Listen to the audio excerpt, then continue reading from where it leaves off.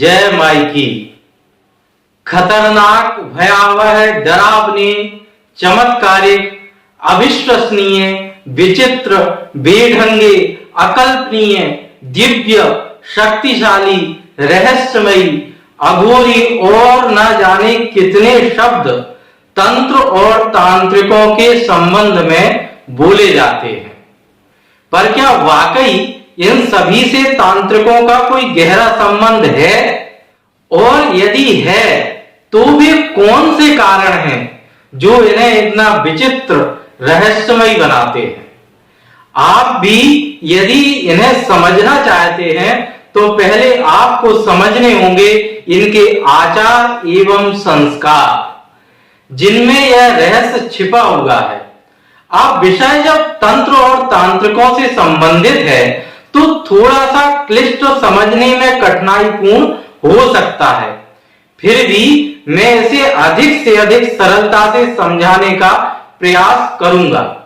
तो आइए इस अध्याय का प्रारंभ करते हैं इस मार्ग के 7 आचार और 3 भावों से, जिससे साधकों की साधना का श्री गणेश होता है।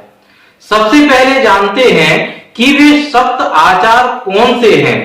पहला वेदाचार, दूसरा वैष्णवाचार, तीसरा शैवाचार, चौथा दक्षिणाचार, पांचवा वामाचार, छठवां सिद्धांताचार, सातवां कौलाचार। सबसे पहले है वेदाचार। साधक श्री गुरुनाथ से उपदेश मंत्र दीक्षा ग्रहण करके ध्यान लगाकर सहस्त्रदल कमल में बाघ भव बीज मंत्र जप करना आरंभ करता है। यहाँ बता देना आवश्यक है कि तांत्रिकों की तंत्र दीक्षा कितने प्रकार की होती है, यह हम आपको आगामी वीडियो वार्ता में बताएंगे। तो साधक कुल कुंडलिनी का ध्यान, त्रिसंध्या जप और मध्य मास का त्याग करता हुआ ऋतुकाल से स्त्री का गमन, वैदिक अनुष्ठान करता है। इस तरह साधक की यात्रा आगे बढ़ती है और द्वितीय सोपान वैष्णवाचार आता है।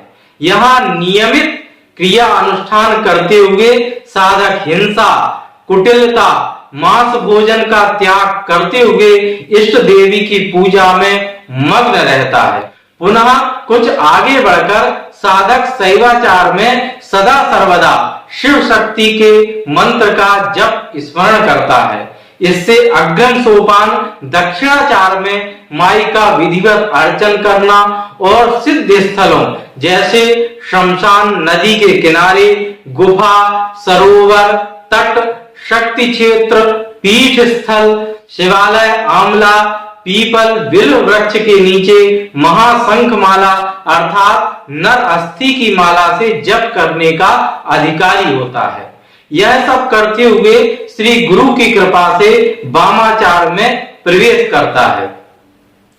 तो दिन में ब्रह्मचर्य रखकर रात्रि में पंचमकार द्वारा देवी की आराधना करता है, कुल स्त्री की पूजा करता है और वामा स्वरूपा होकर परमा प्रकृति की पूजा करता है।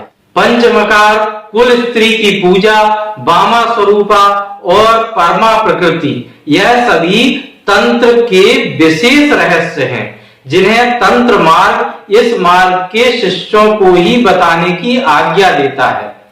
इसे सार्वजनिक रूप से प्रकट नहीं किया जा सकता। यात्रा वामाचार से सिद्धांताचार में आती है। यहाँ साधक ब्रह्म ज्ञान को प्राप्त करता है। उसे शास्त्र, वेद, पुराण आदि का गूढ़तम ज्ञान होता है।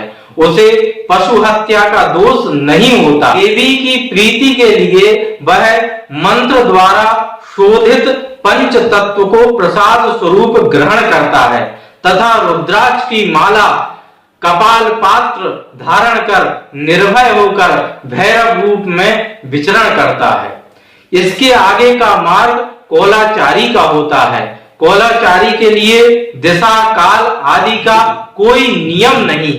वह कभी भी कहीं भी पवित्र, भ्रष्ट, भूत अथवा पिशाच तुल्य होकर विचरण कर सकता है। उसे कर्म अकर्म का दोष नहीं रहता। वह शत्रु और मित्र, कांचन और काष्ठ, मरघट और घर को समान मानता है एवं उदासीन, अवधूत और योगी पुरुष के नामों से जाना जाता है। अंतः शाक्ता वही सहवा, सभायाम वैष्णवा मताः, नाना वेश धरा कौला, विचरंती महीतरे। वह अंदर से शाक्त, बाहर से शैव और सभा में वैष्णव होकर नाना प्रकार के रूप धारण कर सकता है। वास्तव में वह पृथ्वी पर शिव तुल्य ही है। इसके अलावा आगे का मार्ग भी है, किंतु वह अनुभव गम्य होकर अकथनीय है। इसे केवल श्री गुरुनाथ के चरणों के आश्रय में ही अनुभव किया जा सकता है। यहाँ अब जल्दी से तंत्र के भावत्रय यानी 3 भावों को भी समझ लेते हैं।